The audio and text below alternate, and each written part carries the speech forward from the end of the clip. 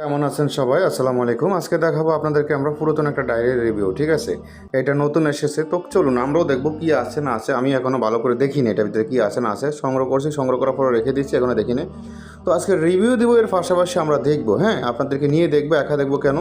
তো আমরা সবাই একসাথে দেখবো কি আছে না আছে এই খাতা ডায়েরিতে, ঠিক আছে? চলুন আমরা প্রথম প্রজেক্ট আমরা রক্তস্রাব বন্ধ, স্বামী স্ত্রীর মধ্যে অধিক মহাব্বত হইবার, আরও অনেক কিছু আছে আমি দেখাই। জিন ফরি, আহ, জিন ফরি, জ্বালানি, তারপর এটা কি, আসরের জিন ফরি দূর হইবে। তারপর আসেন এটা কি দেখি, এটা হলো সুতিকার জন্য। তারপর এটা কি স্মরণ শক্তি, যাদের পড়ালেখা জ্ঞান কম তাদের জন্য।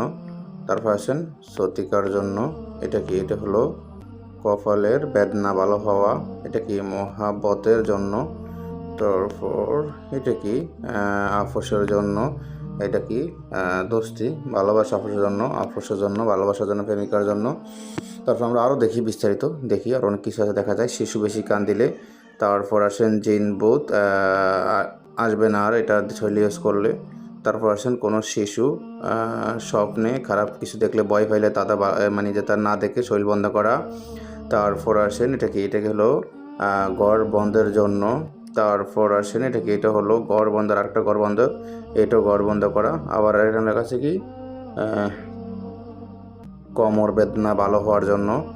তারপর আসেন এর কি, এটা হলো হরবালা দফা হইবার জন্য, বড় বড় এই জন্য। তারপর মানুষ জ্বালা, মানুষ কি পালিয়ে গেলে তা ফিরিয়ে আনাছে।